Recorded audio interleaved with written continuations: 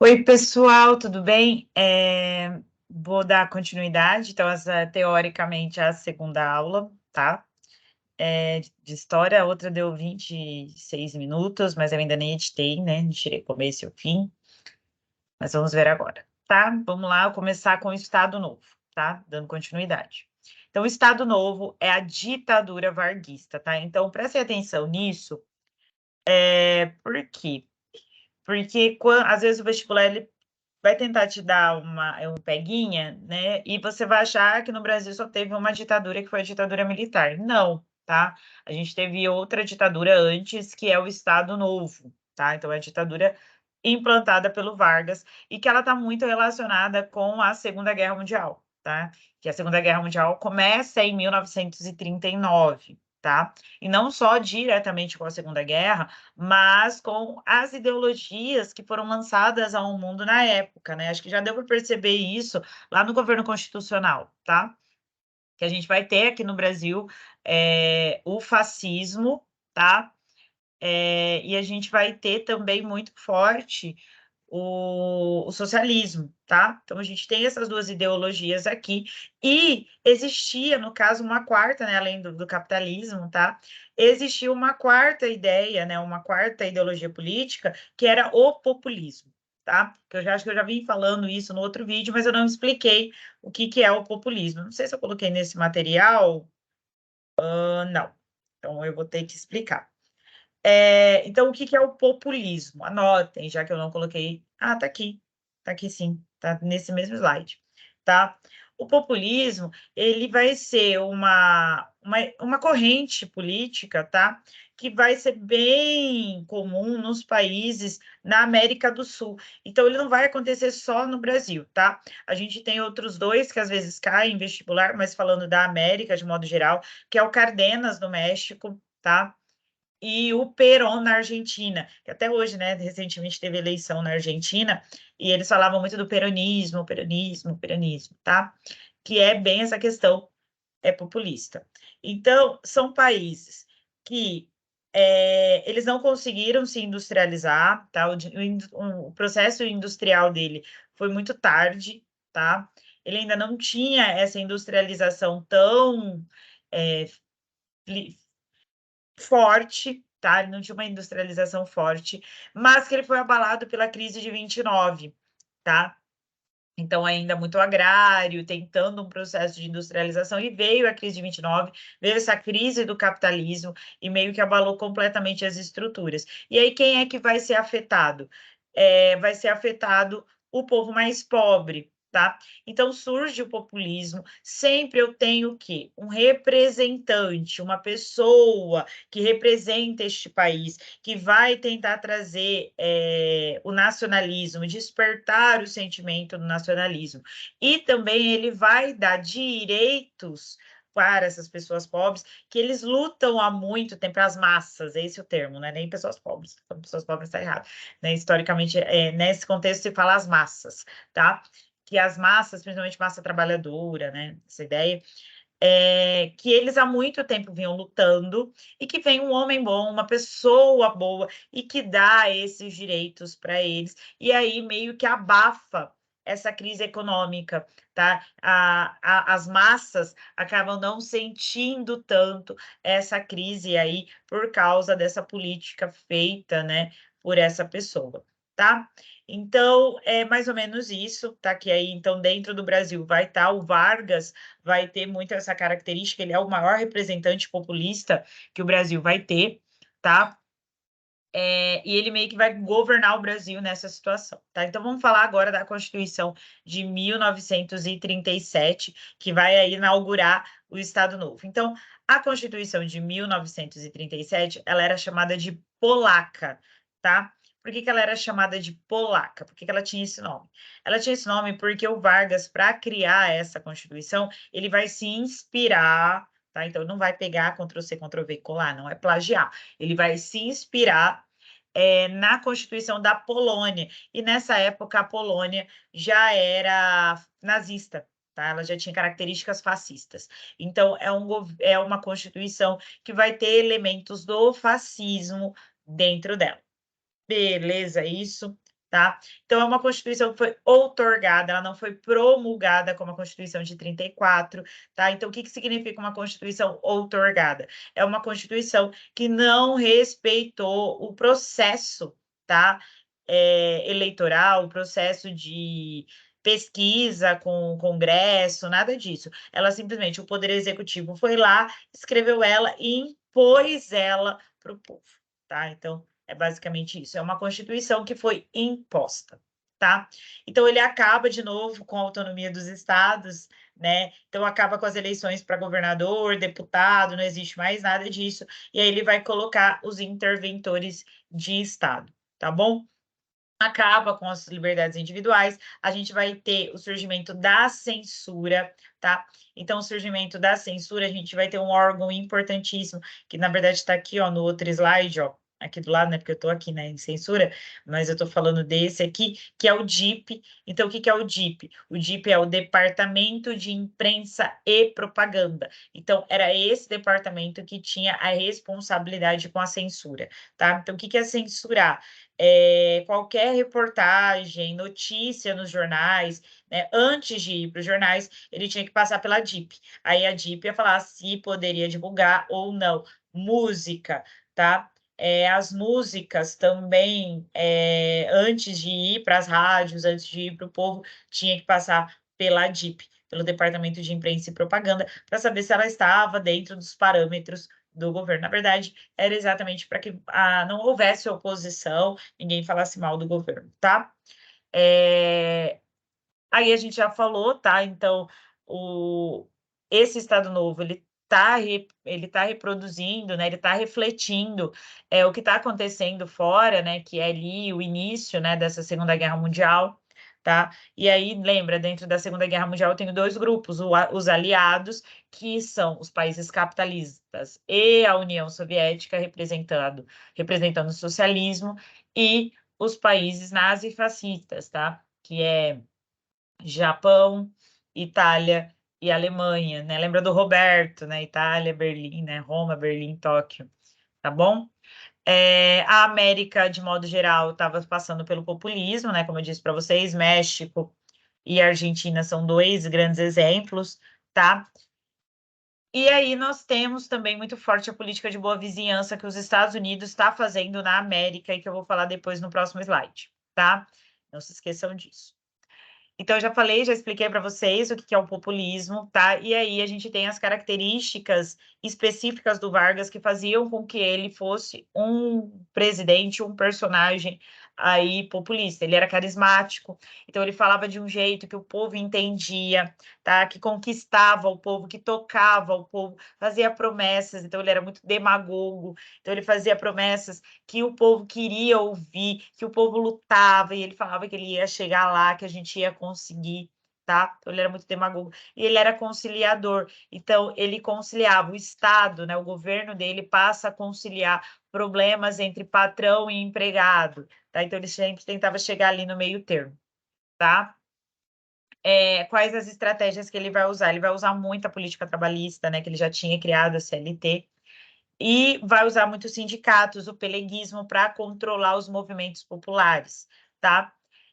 E vai estimular muito o culto à imagem dele. Então, como que ele vai estimular o culto à imagem dele? Vai usar passeatas, então, nas passeatas de 7 de setembro, principalmente, né? Então, onde ele não poderia estar presente, né? Que ele sempre estaria na capital, eles mandavam eles colocavam uma fotona do Vargas para passar nas escolas, onde você entrava tinha foto do Vargas. Nos livros de idade, na época não era livro, né? Era cartilha. Nas cartilhas, né, que as crianças eram alfabetizadas, lembrando que ele lá na Constituição de 34, ele colocou o ensino primário obrigatório. Então, tinha lá a foto dele com o hino nacional para desenvolver o nacionalismo e também para cultuar a imagem dele, tá? E o nacionalismo. Então, nada que ele estava fazendo era por ele, era tudo pelo Brasil, era o melhor pelo Brasil, né? Então, estimular práticas patrióticas exatamente para desenvolver esse nacionalismo, tá? E aí, qual eram as estratégias que ele usava para isso? A DIP, que eu já falei, que é o Departamento de Imprensa e Propaganda, que além da responsabilidade de censurar as informações, a DIP também tinha a responsabilidade de fazer os materiais didáticos, tá bom? E a política policial. Então, quem saísse aí, quem fosse querer fazer movimento social contra ou falar mal do Vargas, ia sofrer com a política policial. Aqui, né, eu coloquei para vocês, né, as estratégias que ele usava, né, que ele criou a Voz do Brasil. Nesse governo do Vargas, no Estado Novo, ele vai espalhar os rádios, tá? Então, os rádios vão chegar até mesmo no interiorzão, nas fazendas, tá? Exatamente para que todo mundo ouvisse a Voz do Brasil, a Hora do Brasil na época, né? Hoje chama Voz do Brasil, que é um programa que existe desde o Vargas, desde o Estado Novo, tá? Existe até hoje, que é o momento em que o governo fala tudo que ele fez, tá? Então, era o momento, né, dele se endeusar e falar o que ele havia feito aí no governo do Brasil, tá?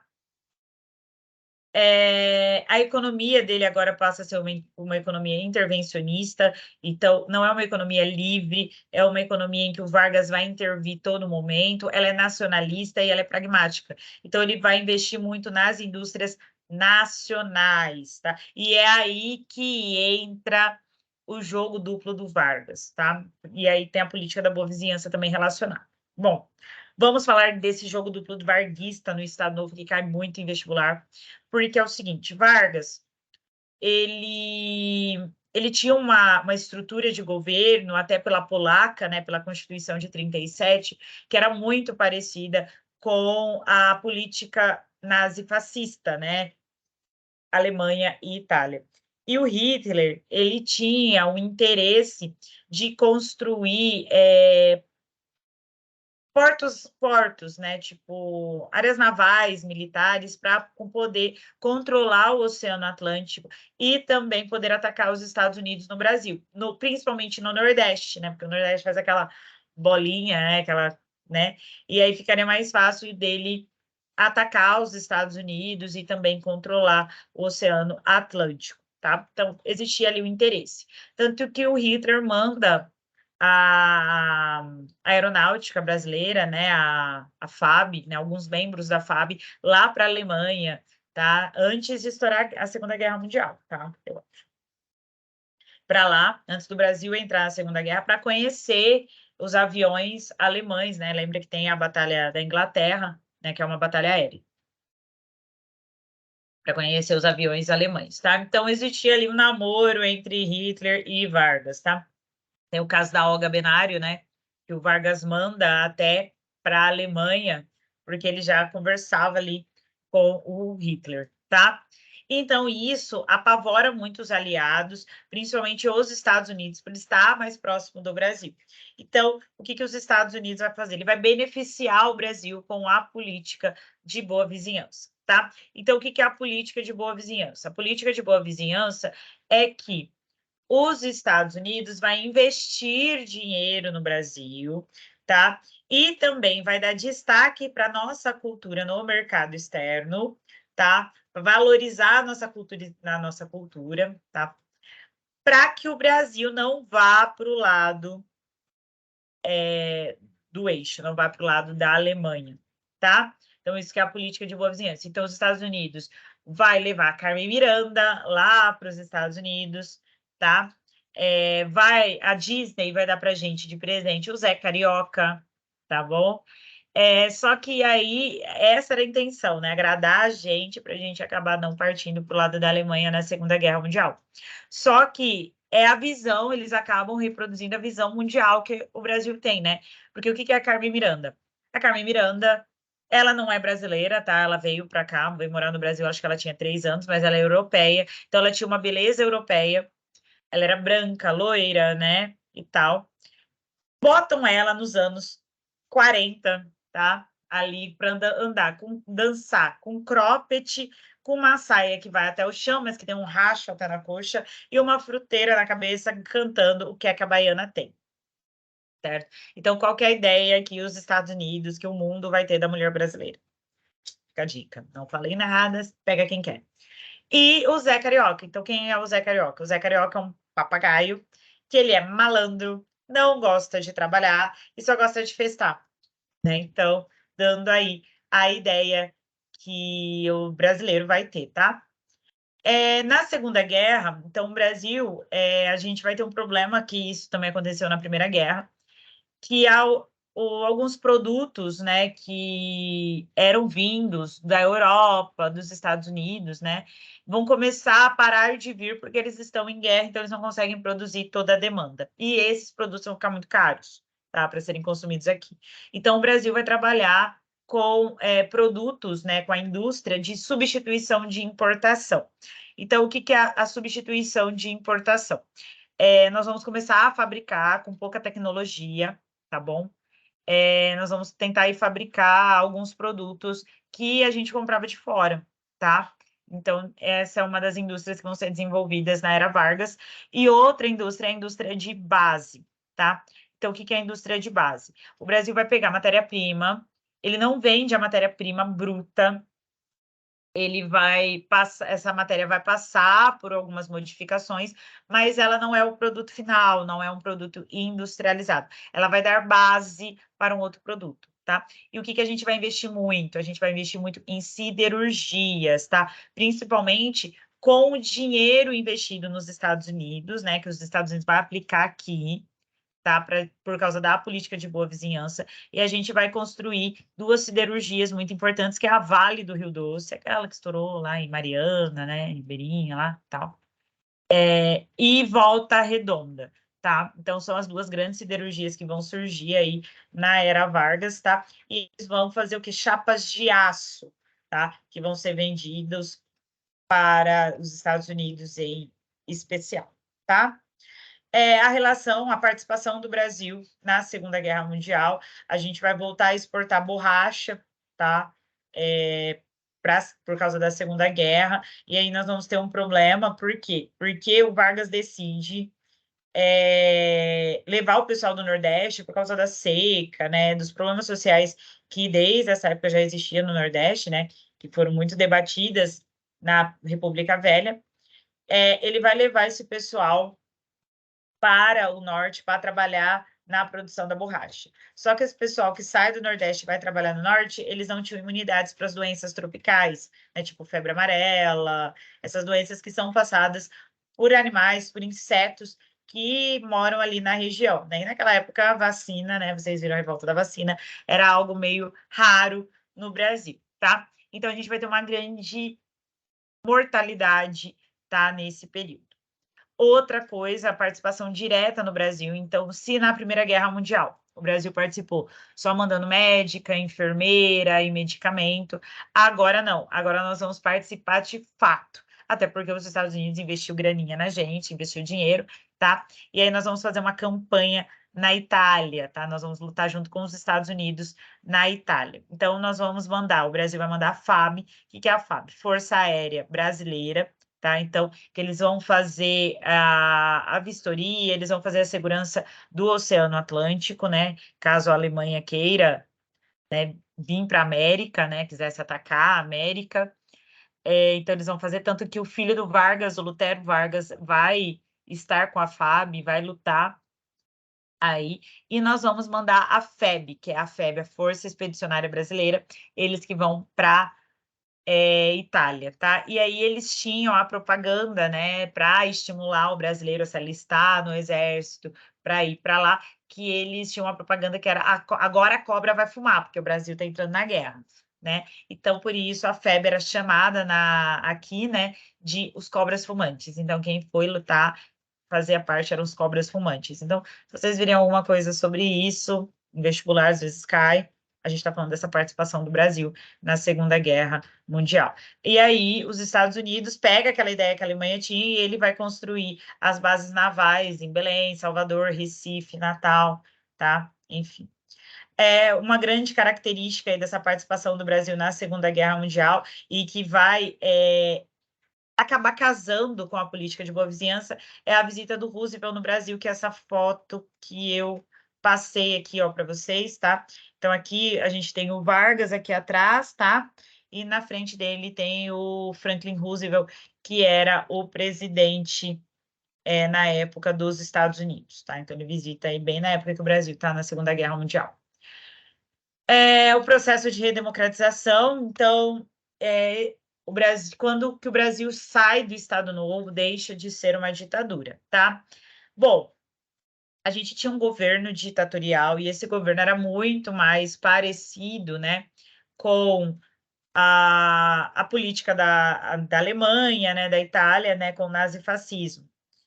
E agora, o Brasil, quando ele entra na Segunda Guerra, ele entra lutando contra essa ideologia, né, que era similar ali ao populismo, tá? E o pior, ele luta junto com os Estados Unidos, a favor dos Estados Unidos, que era democrático, né, que lutava, que defendia a democracia. Então, quando a gente acaba, né, porque a gente teve que fazer todo o estímulo para o brasileiro ir lutar na Segunda Guerra Mundial. Então, é um governo que já não vai mais conseguir sustentar uma ditadura, tá? Então, Vargas vai ter que redemocratizar, vai ter que abrir as eleições, tá? Então, ele topa, ele vai lá, ele marca as eleições, ele vai aceitar o pluripartidarismo, tá? Que isso é uma grande característica de um governo democrático, né? Você ter vários partidos políticos. Só que o povo brasileiro não quer que Getúlio Vargas saia do poder. E aí a gente vai ter um movimento chamado queremismo, tá? Que é o quê? É um movimento popular que vai defender que Vargas se perpetue no poder, ou seja, que ele fique para sempre no poder, que ele nunca saia, tá? E o povo vai para a rua, queremos Vargas, né? Aquela coisa de louco.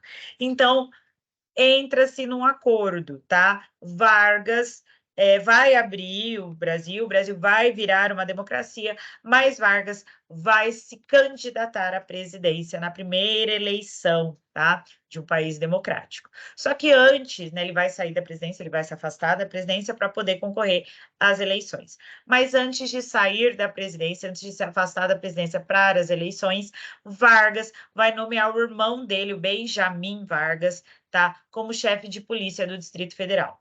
Bom, a gente já percebeu que o Vargas era ótimo em golpe, né? Ele dava muitos golpes, né? Ele deu um golpe no próprio governo dele, né? Entre 34 e 37, entre governo constitucional e Estado Novo, ele deu um golpe no próprio governo dele, tá? Então, ele era muito bom de golpe e o exército vai ficar com medo, tá? Desse golpe dele. E com esse medo de um golpe varguista, eles vão afastar Getúlio Vargas da presidência. O Dutra vai entrar como interino, tá bom? E não.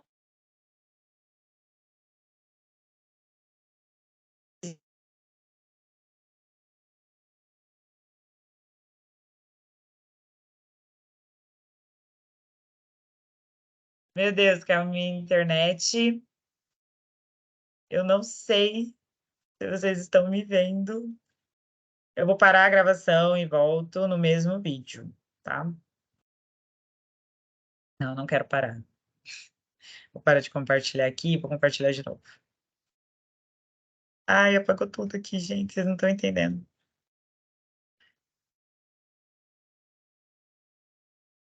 Aí, vamos compartilhar.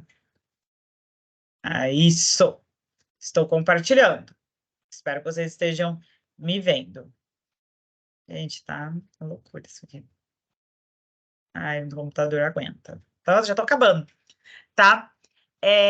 E aí, o Vargas vai ser afastado, ele deixa, tá? A presidência tranquilamente, só que aí ele fala, eu me afasto, eu saio da presidência, porém, eu voltarei pelos braços do povo, tá bom? E Vargas vai voltar mesmo, ele volta depois, tá? Quando o Dutra sair do governo, Vargas acaba voltando. Só que essa saída do Vargas é o fim do Estado Novo, tá? A gente vai ter as eleições em 46, que vai dar aí a vitória pro Dutra mesmo, e o Dutra tinha o apoio do Vargas, o Vargas vai apoiar o Dutra nas eleições, e aí o governo Dutra dá início à República Populista, tá bom? Fim do Estado Novo, fim da era Vargas, depois início da República Populista.